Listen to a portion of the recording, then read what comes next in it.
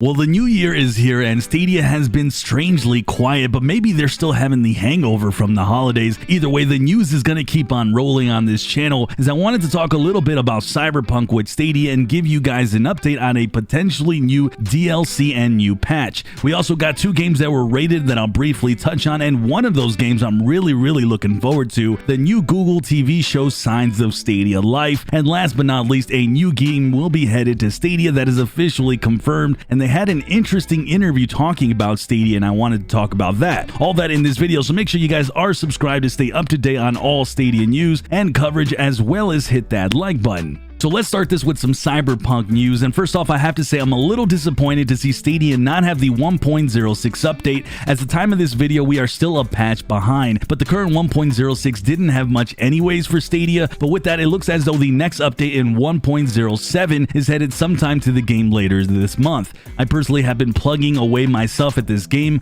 I've been having a blast despite all the bugs, but the crazy thing that I came across recently was hearing that a free update DLC style is potentially headed to the game this February, which sent quite a few people scratching their heads, a little bit myself as well, considering the game still needs a lot of TLC and love. My assumption here is that they are completely different teams working on the content side and the bug side, but either way, I thought I'd report this. For me, this game has been my favorite title so far on Stadia, even despite the mess of the game that has with all the bugs, but I've been just having a blast. And as you guys know, I don't typically report on game updates, but I know a lot of you guys are very interested in this game, so let me know down below if you guys want me to keep you guys up to date on everything that's happening with Cyberpunk on Stadia, and please let me know, because it will determine if I'll keep this going in future videos. So I quickly wanted to touch on two games that were rated by USK, the German ratings board, and the reason I'm letting you guys know about these games, despite both of them already having been officially announced for Stadia, is because I keep forgetting about Phoenix Point. This is a game that released about a year ago, but it's a significant title as it's an XCOM style strategy game, and while we are starting to see more of these games like Into the Breach,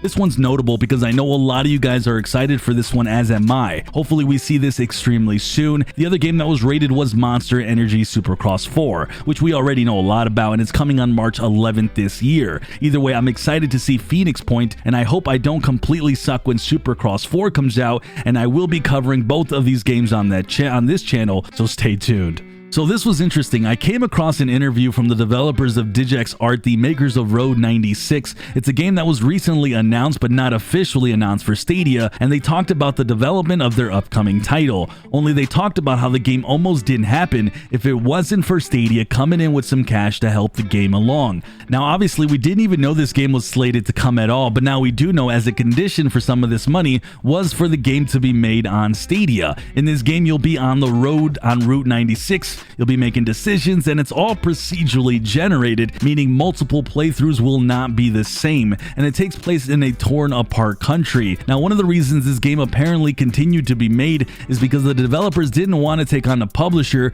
who could control the vision for how they wanted this game to be developed, and Stadia was okay and on board with that, and they gave them the cash to finish this. But it looks as though the game is going to feature some Stadia exclusive features. Maybe this was a condition, one being crowd choice, where you, the viewer, pick the outcomes for the streamer. One example they highlighted is the viewers picking calling a taxi, because if you don't, you'll die. But the reason I'm highlighting this so much is this interview. In this same interview, the developer mentioned they are working on other features with Stadia, but that they can't talk about them yet. Then he said he talked more about replay features, and then mentioned YouTube is all about replays. So to me, I thought immediately maybe this game's going to be incorporating some form of state share, which isn't surprising considering you could be put in the same scenario of maybe a life or death situation, and you'll be choosing something else entirely with state share. But of course, I think to myself, what if this is a completely new integrated Stadia feature that we haven't heard announced yet, which is why he can't talk about it, since state share is very much out in the public and not really worth keeping a secret, at least in my opinion. This is all food for thought, and I guess I'll be paying close attention to Road 96 more than I ever thought. Let me know down below what you guys think they could possibly incorporate as a completely new feature, because I would love to take some shots at this and see what you guys think yourselves. Either way, let me know.